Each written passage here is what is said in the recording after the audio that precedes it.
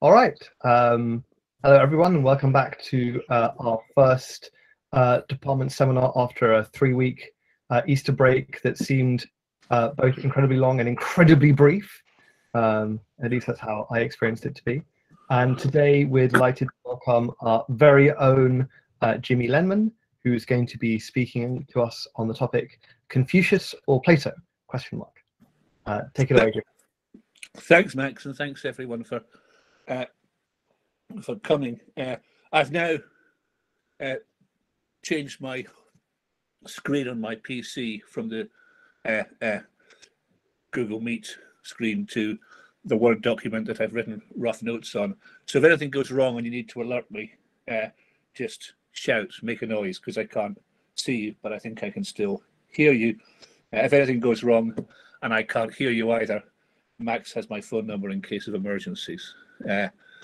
So, Plato or Confucius? You may have noticed I'm a little bit strange as a university teacher, in that we're supposed to kind of, at least at upper level teaching, teach our research. And I tend not to all that much, because almost all my teaching is historical, mostly history of ethics, and almost none of my research to date has been. And that's partly intentional on my part, because I do actually think, even if you're not doing history, philosophy research, but trying to figure out how to make sense of ethics, it is very valuable and important to do so in a way that is, to coin a phrase, historically informed. And I think some of the most interesting work in moral philosophy, one thinks of MacIntyre or Nussbaum or Taylor or Walzer, among many others, I think are exemplars of that approach. Also, I do kind of have half-baked plans once a couple of ongoing projects are over, which hopefully they will be this year, that my research might become slightly more historical. This is the second talk I've given in recent times that was on a historical topic. Just before lockdown, I had a lovely trip to Helsinki, where I gave a paper on Burke and Wollstonecraft on moral epistemology that I'd like to work on more. This is a different paper, but it's actually not that different, because in some ways the argument between Burke and Wollstonecraft, the very real argument, is not so different from some of the rather notional argument. They, of course, had no knowledge of each other between Plato and Confucius. This talk will be something of a compare and contrast job between these two philosophers, Confucius and Plato. It's really going to highlight 3 commonalities and 2 points of contrast. I say Plato. Plato is an enormous topic, because Plato is so hugely productive and writes about such a huge range of subjects, and his views change so much. By Plato here, I mean really the Republic. Plato as he comes over in the Republic. But I shall start with Confucius. I'll say probably rather more about Confucius, because I suspect most of this audience will know more already about Plato than most of them do about Confucius. He's rather earlier than Plato.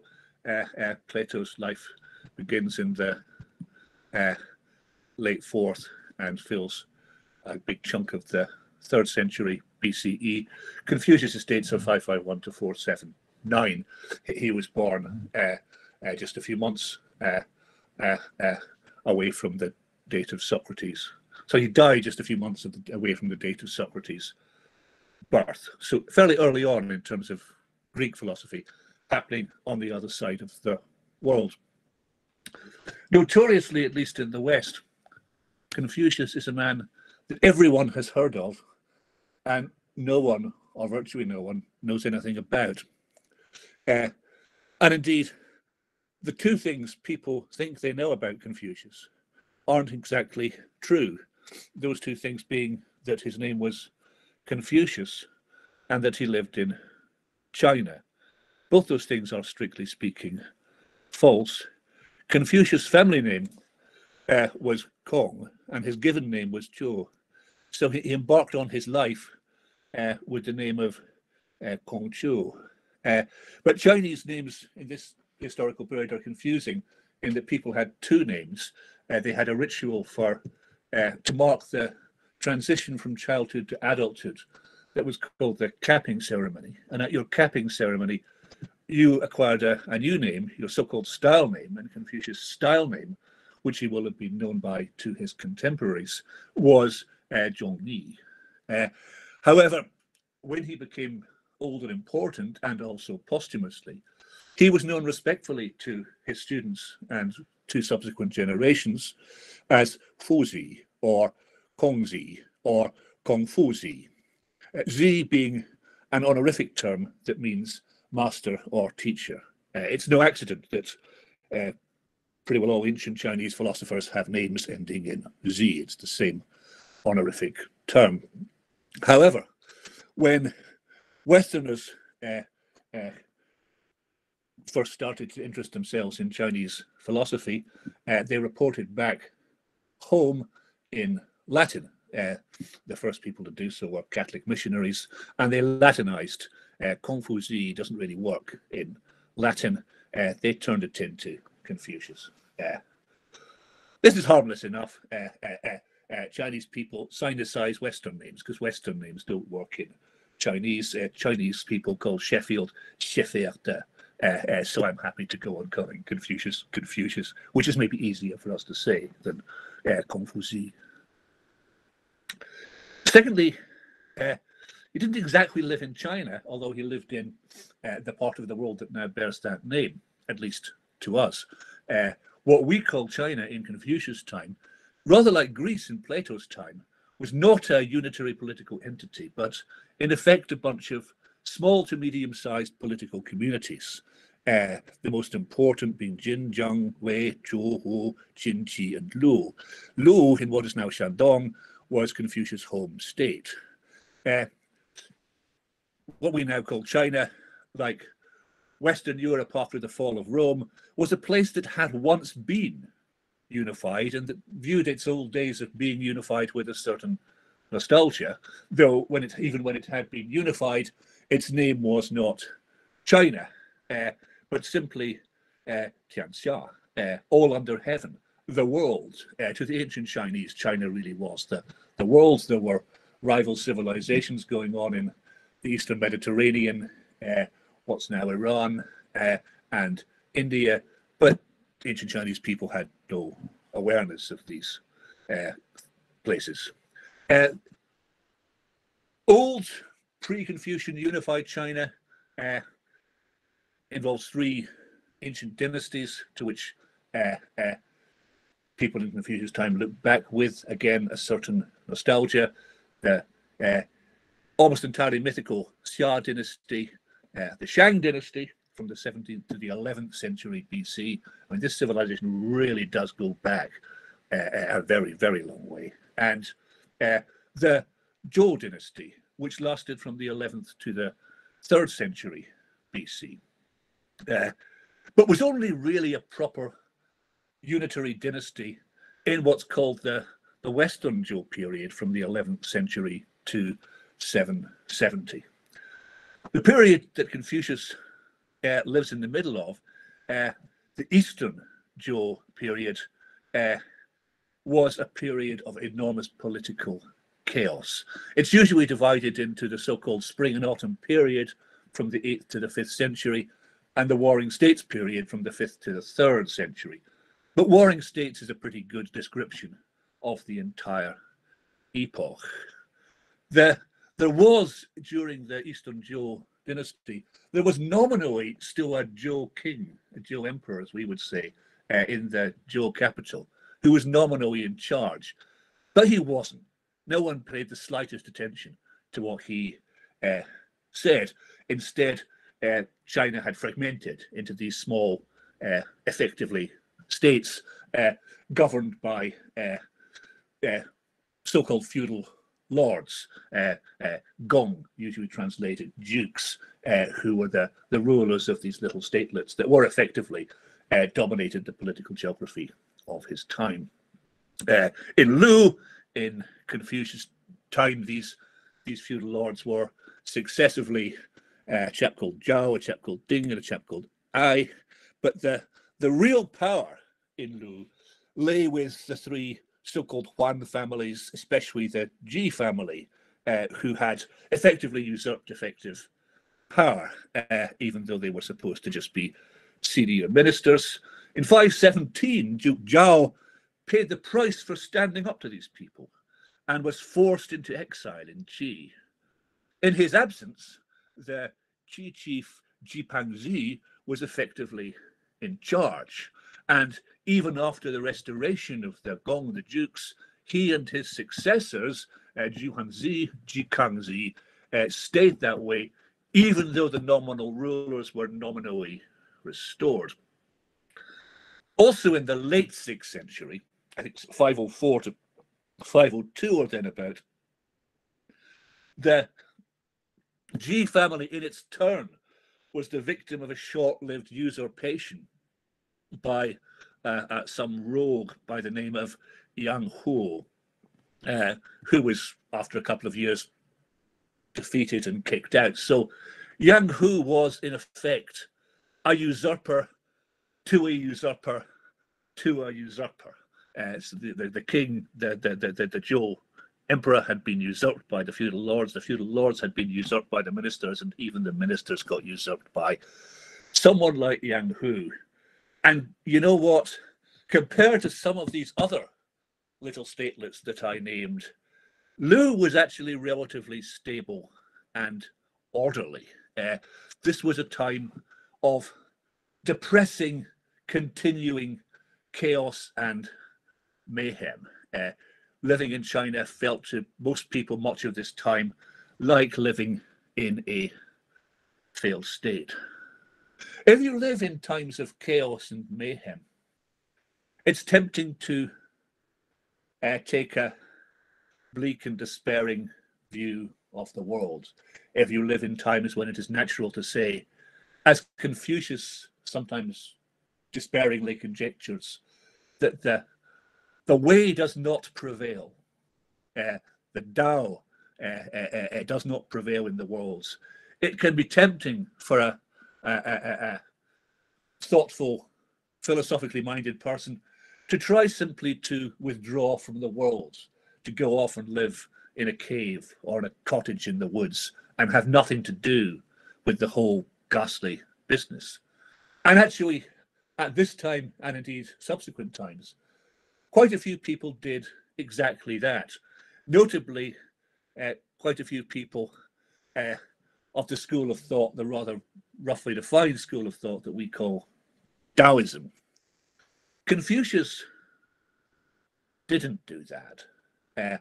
Confucius, and this is his first big commonality with Plato, Confucius is someone who, like Plato, think it's the philosopher's job to go back into the cave.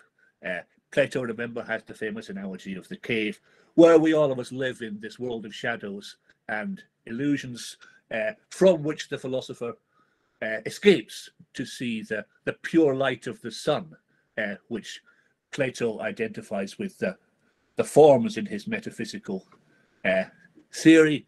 But then, having become a philosopher, the philosopher has to go back into the cave and help the poor folk who are still stuck there. Now, Confucius doesn't share Plato's metaphysical beliefs. He doesn't seem to have any particular metaphysical beliefs. That's one thing that some people appeals to him about many people. But he does, like Confucius, so he does, like Plato, think that it's the job of the philosopher. Philosopher is a very Western concept.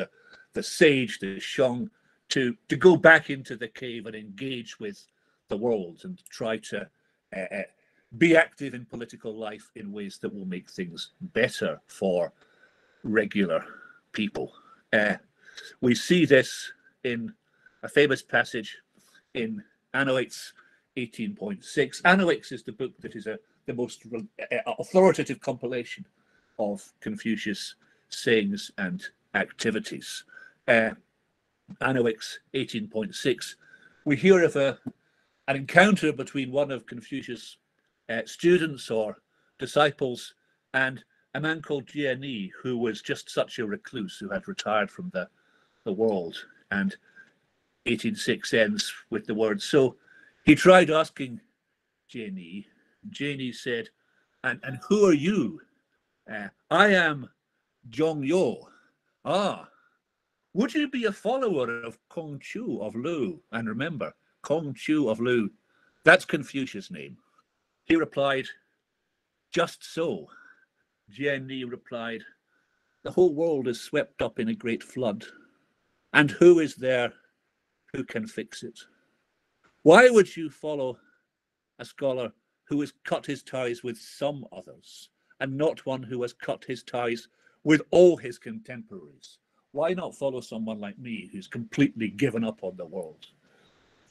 When Zilu reported this, our master, i.e. again Confucius, sighed and said, I can't live among birds and beasts as if we were of a kind. If I don't associate with these human beings, who would that leave me with? While the way can be found in the world, I will not change my place with him. So Confucius here is refusing the utter pessimism of Jiani and saying the way can still be found in the world. It's in some trouble, but it's still there. So he resists that particular counsel of despair. That's one counsel of despair that you might take resort in if you live in difficult times. Another is perhaps bleaker still. If you live in troubled times like these times, you might think, well, looking around, what I see is that human beings are just wicked. We're bad. We're corrupt. We're rotten. So what kind of society should we make? We should make a very authoritarian society, one with very powerful autocratic rulers who govern us by imposing very harsh punishments on people who break the law. We should have a really strict authoritarian society with lots of laws and lots of harsh punishments for people who break the laws. And there was, during the War and States period, a rival philosophical school to Confucius, the so-called Fa school of law legalists, who were a rather bleak bunch who believed more or less exactly that. As I say, China at this time was a bit like Rome, a bit like Western Europe after Rome fell. It was a place that had been unified but was now fragmented. But crucially for Chinese history, unlike Western Europe, China would in due course unfragment and be reunified, as it has remained more or less to this day. And it was reunified in 221 BC, when the war between the warring states ended in the victory of the state of Qin, who founded the short-lived Qin dynasty. And it is the Qin dynasty from whose name we get the name China, which is why, because Confucius was a man of Lu and not of Qin, it's kind of wrong to describe him as, strictly speaking, Chinese, although of course we do. The Qin dynasty was happily quite short-lived. It only lasted a couple of decades. I say happily because the victory of the Qin was also a victory for the rather bleak school of law. These people, among other things, they denigrated literary and philosophical tradition. They wanted, rather like Mao Zedong many millennia later in the Cultural Revolution, they wanted to do away with all the olds. All the old stuff had to go. And so notoriously, the first Qin emperor was remembered primarily for his fondness for burning books. He tried to simply destroy, to obliterate the classical literary heritage of ancient China, an enterprise in which he was, thank goodness, unsuccessful. There were just too many people who loved these books too much and hid them away under the floorboards, or it buried them in the garden, or whatever. And the Qin dynasty was too short-lived for these people all to be caught and discovered. We sometimes like to ask the question, or sometimes we're asked the question by people external to our profession, what good is philosophy? What use is philosophy to anyone? And the standard answer is, well, philosophy is, we shouldn't ask what use it is at all, because it's like poetry and the humanities. Use is a question about instrumental value, but philosophy, like poetry, has intrinsic value, although it also is something, the study of which we hope will make us better and more rounded people. Of course, in a historical context, it's more complicated than that. Poetry, for example, wasn't originally something of primarily intrinsic value. In its early days, poetry is a technology. If you're a society that doesn't have writing, then you have an oral tradition preserved by the tribal poets or bards whose job it is to remember all the stuff. And people discovered that it's easier to remember stuff. It's easier to remember great, huge swathes of words if you encase them in regular metrical forms. And so that's why pre-literate societies like poetry so much. It was very much an instrumental good. It was very much a technology. With philosophy too, there is an older and more potent answer to the question of what it's for. And this answer is the second commonality I want to draw attention to. Philosophy, for a long tradition, in both East and West, philosophy is a vocational discipline. And the respective traditions in East and West are precisely the traditions initiated by Plato on the one hand and Confucius on the other. Philosophy, for two important traditions, both in East and West, is the discipline that teaches people how to govern. If you want someone to be good at being a ruler, philosophy is what you teach them. This is very clear in Plato. Most of the Republic is a manual about how to educate the ruling class, Plato's guardian class, in order to make them suitable people to rule a society. So is the Analects. The Analects is very centrally a manual for the kind of training someone needs, the kind of expertise someone needs to have if they are to be professionally involved in government. China in Eastern Zhou times had a roughly feudal class system. There were three main groups of people. There were the aristocrats, the ruling families, the feudal lords and their senior ministers. There were the artisans, people in towns who made things, and the great majority of the population, there were the peasants in the countryside. But there was another class, the so-called Shi. And the Shi, if you look up the word Shi in the dictionary, you get a slightly surprising definition. It will say something like soldier, scholar, administrator. And you'll think that's very odd. Those are rather different things. Why have the same word for all of them? And the answer is that what the Shi really were is they were the kind of lower level members of the aristocratic class. The sort of aristocratic classes tend to produce a lot of spare people and people who need to grub around and make a living and can't rely on inherited wealth. And these people in Zhou times were called Shi. And the reason for the complex definition was that early on in the Eastern Zhou period, typically those people would make a living by soldiering. They would join the army. They would become officers in the armed forces. But a lot changed in the Eastern Zhou period in terms both of how warfare was conducted and how government was conducted. And so by the end of this period, the Xie class were mostly occupied as administrators. And people who occupied themselves as administrators, they had an ethos which placed high value on scholarship and learning. And the person supremely responsible for that fact was our friend Confucius, who was himself a member of the Xie class and who plays a crucial role in this historical development.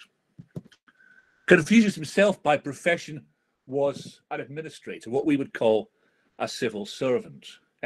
Never all that high up, sort of low to middle rank civil servant, and one who was intermittently employed. He had periods, long periods of being out of work and having no official position. And during those periods, he devoted himself to scholarship and to teaching, not in any formal institution. There were no institutions in ancient China, anything like universities. Indeed, there wouldn't be until really quite recently in modern times. Confucius, he was a kind of private teacher to more junior members of his own class who aspired to follow careers in public administration. A nice passage in the book 7, chapter 7, our teacher, that is to say Confucius, said, "I've never turned someone away from teaching, even if they have only a bundle of dry meat to offer in payment." And that nice passage tells us two things. First, it tells us that money did change hands. This is something Confucius did, and people paid him to do it. But it also tells us that Confucius was a generous soul, and if he weren't very rich, he would accept payment that was extremely modest. There's a contrast here between Confucius and Plato, in that in Plato's Republic, the education he describes has a strong institutional framework, and it's something that's done to the people being educated. Whereas in Confucius, the education he's describing is kind of something you do for yourself. His philosophy is often described as a philosophy of self-cultivation, of active self-improvement that you do outside a formal institutional context. I don't think that's, I mean, that mainly, I think, reflects the fact that Confucius is only concerned with, as it were, adult education, and he's not professionally engaged in education at earlier stages. And adult education, because there are no universities, is carried on in the informal way. We see in the Analects, in the relationship between Confucius and his students. It was a bit like this relationship. It was a bit like what we would now call professional mentoring. If you wanted to be a public administrator, you would go hang out in the capital, around the fringes of government, and hope someone would offer you a job. And in the meantime, you would try and improve yourself in terms of how attractive you were to people who might offer you a job. And so you could do with a mentor, someone like Confucius, who would guide and advise you. And that relationship might go on even after you got a job, and you still needed some kind of mentoring service. And indeed, that kind of relationship seems to have continued to be a thing for people looking to work in public administration in China for many centuries after this time.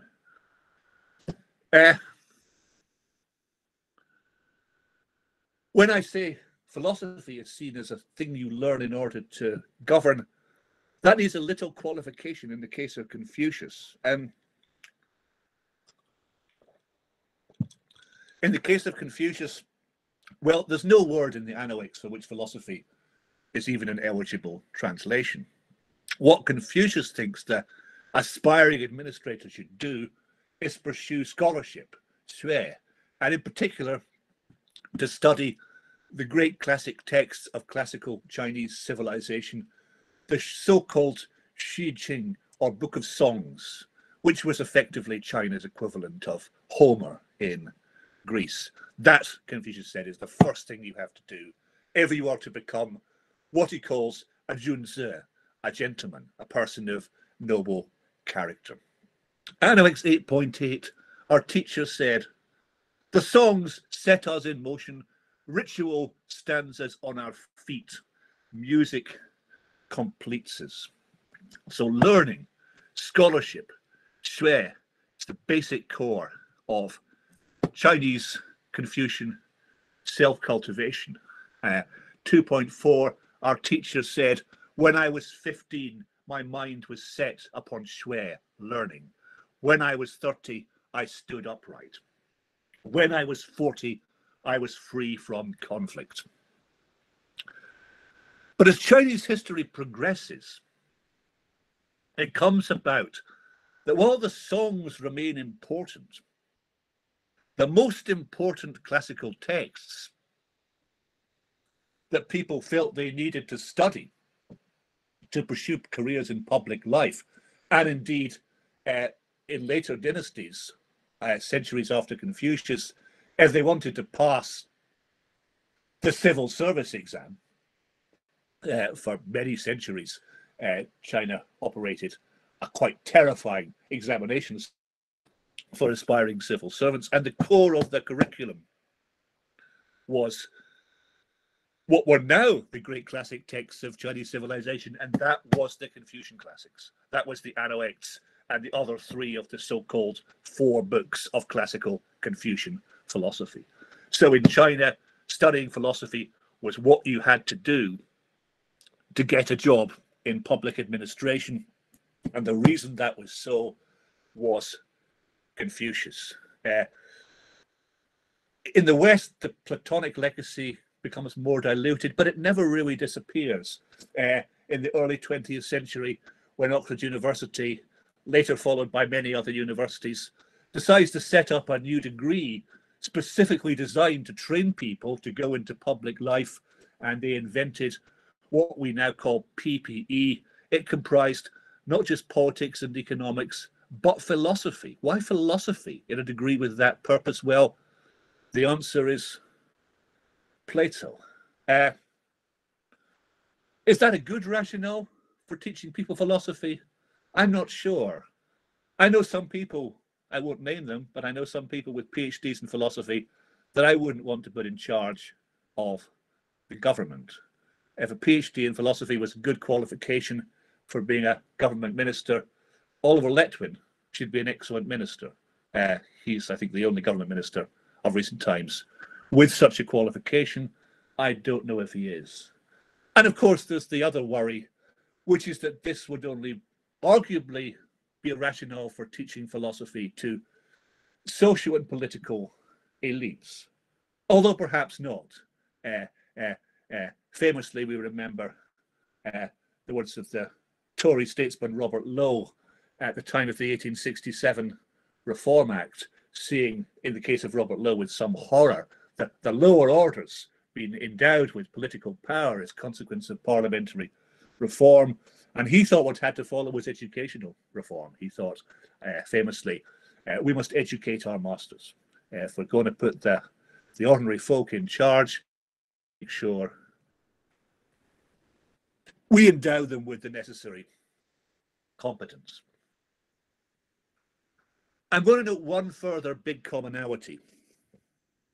Education is a central theme of the Republic, as it is of the Anoecs.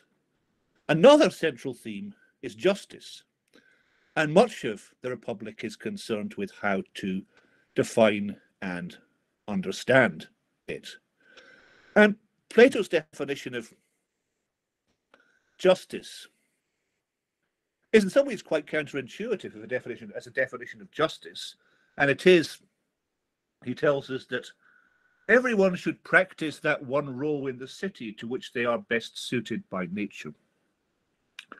Justice, he says in the same passage, is adhering to one's own role and not encroaching on others. He backs this picture up with his famous parable of the ship, where you have a ship whose proper organization and leadership has fallen into disarray. The ship owner is bigger and stronger than everyone else on board, but he's hard of hearing. This is quoting now, a bit short-sighted, and his knowledge of seafaring is deficient. The sailors are quarreling with one another about steering the ship, each of them thinking that he should be the captain, even though he's never learned the art of navigation. So they rule the ship, the incompetent owner and the incompetent sailors, using up what's in it and sailing in the way that people like that are prone to do. Moreover, they call the person who is clever at persuading or forcing the ship owner to let them row a navigator, a captain, one who knows ships, and dismiss anyone else as useless. They don't understand that a true captain must pay attention to the seasons of the year, the skies, the stars, the winds, and all that pertains to his craft, if he's really to be the ruler of a ship. They don't believe there's any craft that would enable him to determine how he would steer his ship, whether the others want him to or not, or any possibility of mastering this alleged craft or of practicing it at the same time as the craft of navigation. Don't you think that the true captain will be called a real stargazer, a babbler, and a good-for-nothing by those who sail in ships governed in that way? So the dysfunctional ship is one where all the power as to how to steer and run it is held by the owner of the ship, who knows nothing about navigation, and the sailors, who don't have the right kind of expertise to take command, and the kind of smooth talkers who are able to prevail upon the will of the sailors and the captain by their smooth talking. The person who actually has real expertise in sailing a ship, he's a laughing stock. No one wants to talk to him. No one wants to employ him. And this is an unjust state of affairs. This is where you're failing to have the people who know how to do the job doing the job, and the people who don't know how to do the job not doing the job. And this is what's wrong with this ship. And Plato clearly thinks this is also what's wrong with the political society that he lives in. And it's, in particular in the Republic, it sums up everything he thinks is wrong with one of his least favorite kinds of political organization, and that's democracy. So that's Plato then. Turning to Confucius, we get a famous passage at 12:11. Duke Qing of Qi asked our teacher Kong about government. Our teacher Kong replied, "A ruler should be a ruler, a minister, a father, and a son." Again, rather like Plato. He doesn't talk about justice, he's just asked about, we're told, government. But the central idea is that people should be in the right roles. Again, at 1426, our teacher said, "Don't concern yourself in political affairs that are not your job." Our teacher Zheng said, "The thoughts of a person of noble character are Junzi. Do not stray from their job." We get a sense of, again, what this means at 16:2. Our teacher said, again, note this way of talking, when the world holds to the way, when the world holds to the Tao, then ritual and music and the conduct of military campaigns issue from the Son of Heaven, the Emperor.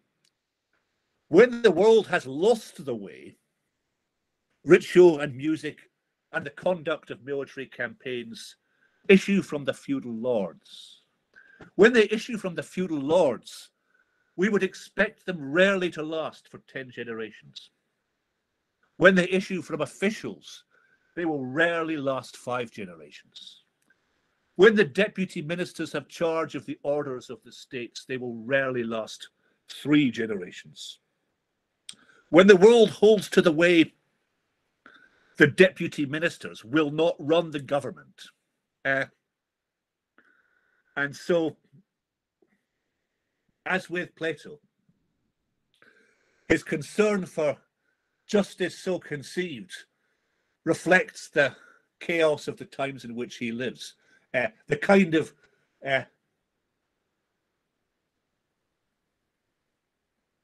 cascading usurpations that characterize the political world of Confucius are the very opposite of the kind of orderliness that he wants. So, and again, as with Plato, this conception of the kind of orderliness that we want in a society is paralleled by an ideal of orderliness in the individual psyche, a stress, as with Plato, on the supreme importance of psychic unity. Remember, when I was 15, my mind was set upon learning, Xue. When I was 30, I stood upright. When I was 40, I was free from conflict. To be bourgeois, free from conflict, is a core characteristic in Confucius, not just of his own 40-year-old self, but of those who are wise, 929, and those who are junzi, people of noble character, at 1428.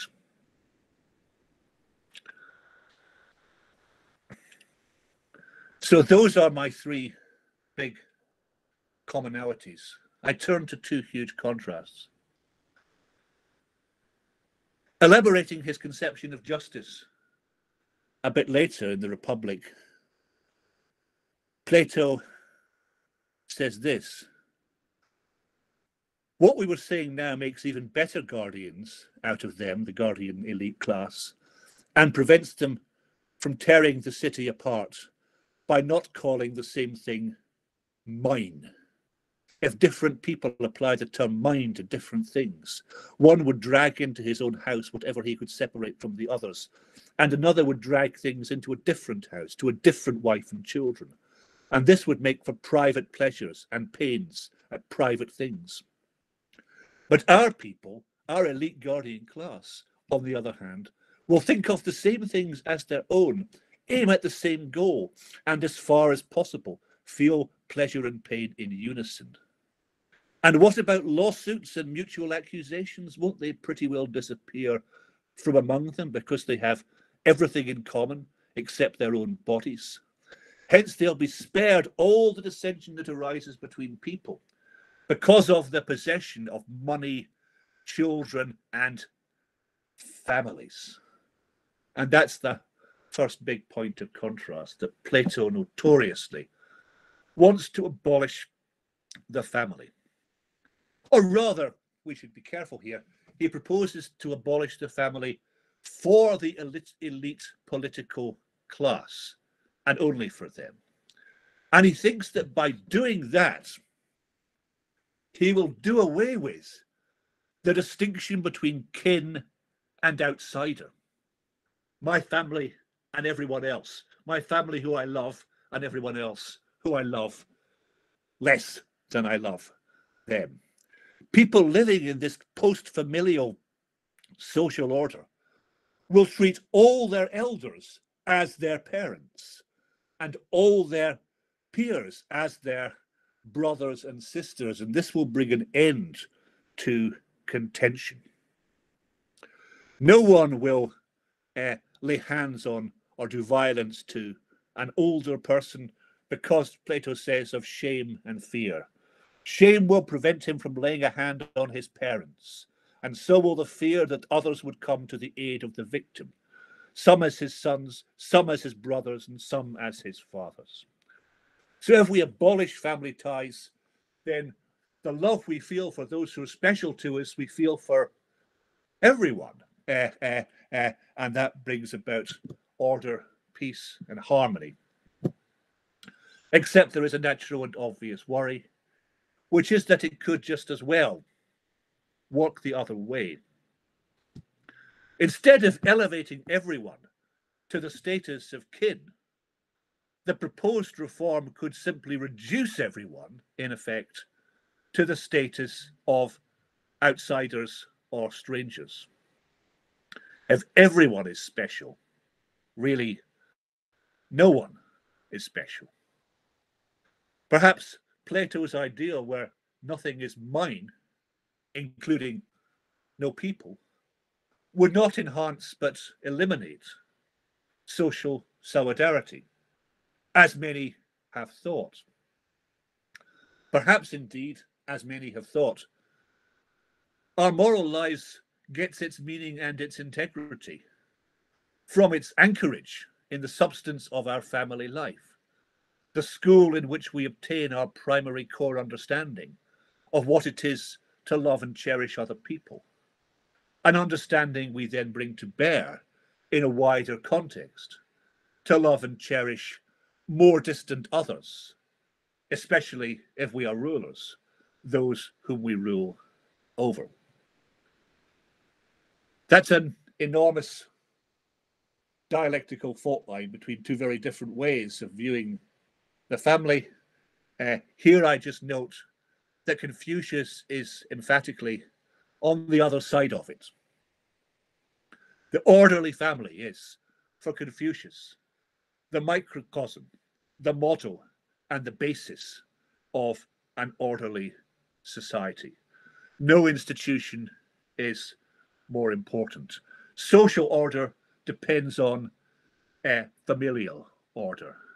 We get this right at the start of the Analects, Book 1, Chapter 2, very famous passage.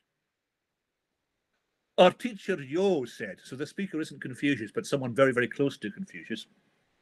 Our teacher Yo said, people who conduct themselves respectfully to their parents and elder brothers are seldom fond of offending those above them. Those who dislike offending those above them are never fond of fomenting unrest. A Junzi, a noble person, focuses on the root. When the root is established, the way, the Tao, springs from it. Filial and fraternal respect, the respect of son for father, brother for brother, are not these things at the root of, and here is an untranslatable word. When the root is established, the Tao springs from it. Filial and fraternal respect are not these things at the root of En. En is translated by one influential translator as benevolence, by another as humanity, and by another as simply goodness, and another as virtue. It's the core moral concept of Confucianism. And it's a feeling of something like love, something like moral solidarity towards other human beings. And it's the most important thing that makes a good person is Ren. And what lies at the root of Ren? Familial loyalty, filial and fraternal respect. So these things lie at the root of Ren, goodness, benevolence, the central Confucian virtue concept. So here, Confucius is the opposite of Plato. Family ties are fundamental, basic, primary. That's a central fact about Confucius. It's a central fact that I think repays further exploration because, of course, these are very vague words. There are many ways to be fundamental. And I think it's a significant and important puzzle for the understanding of Confucius, exactly in what sense these things he takes to be primary are primary.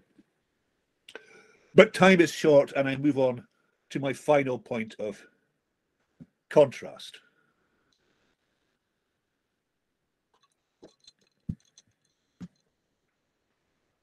For Confucius, as we've seen,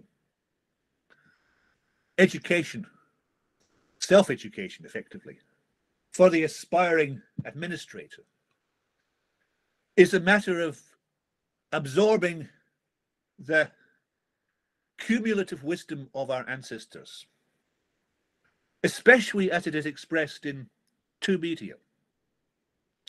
Firstly, poetry, understood as inclusive of music. And secondly, crucially for Confucius,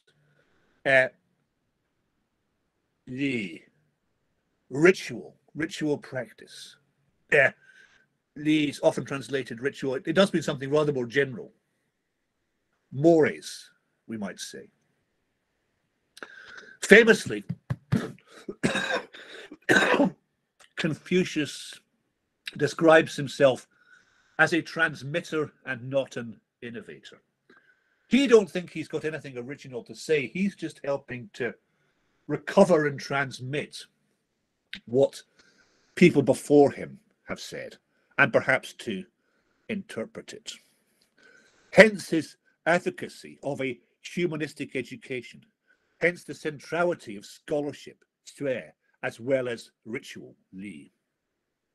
These two things are the conduits of culture, Wen, the thing that sets us apart from animals, whereby we use language and other communicative forms like ritual to pass on what we learn to future generations as a stockpile of moral insights for them to cherish, to build upon, and yes, of course, to criticize. The songs set us in motion. Ritual stands us on our feet. Music completes us. We inherit the shared normative understandings and commitments embraced and imparted by our parents in the context of family life, and more widely by our community and its ancestors, as expressed in its rituals and its literature. By absorbing and engaging with these things, we aspire to reach a stage of moral adulthood, where our moral character is formed and we take a stand. At 15, my mind was set on learning. At 30, I took my stand. We take a stand in the shared moral space of our community as autonomous, responsible participants in its ethical life. That's how it works for Confucius. That's not Plato. Boy, that's not Plato. Plato notoriously doesn't like poetry. Plato would expel the poets from his ideal republic. He would have us study philosophy, dialectic, instead of, and not as well as, the Homeric and other classics. Tradition is toxic. Reason, what really sets us apart from the animals, fueled by dialectic, is what will save us. He allows for some small educative role for poetry, or at least, if not Homer, some new sanitized, officially approved form of poetry alongside PE in elementary education, but only because it imparts a certain sense of harmony and rhythm, he says, and not as something that could ever impart knowledge.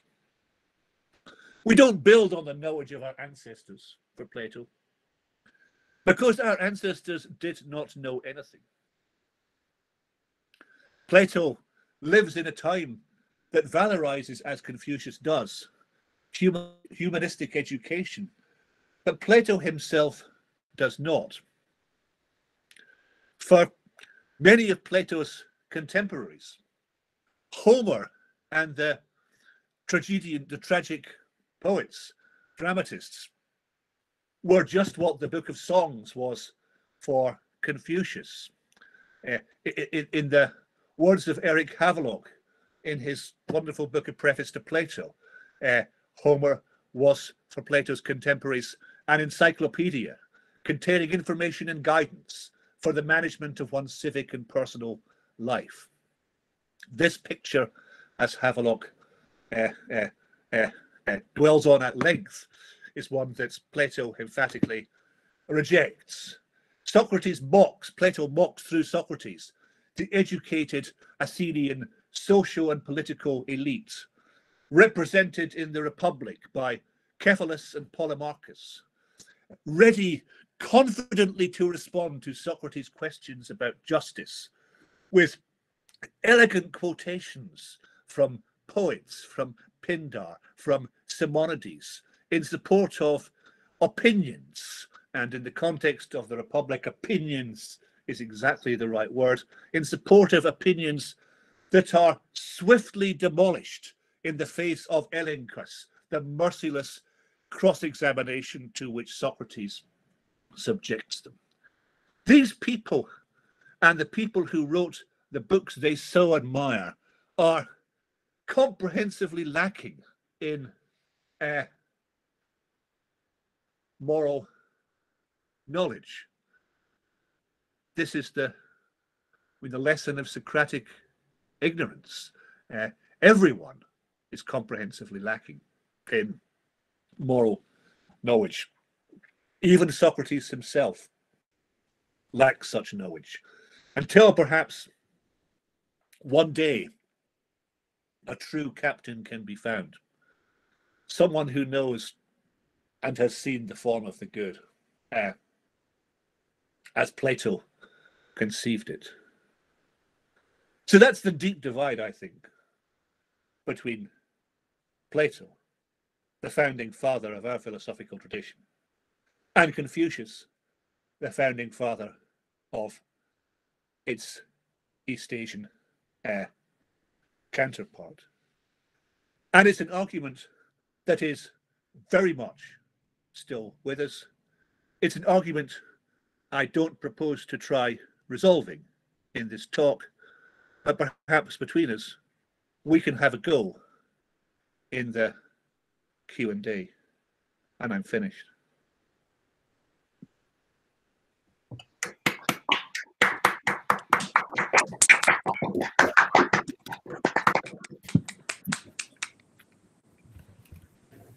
Okay, shall we take, as usual, a 3-minute break, and we will reconvene at 3:30, say 3:37.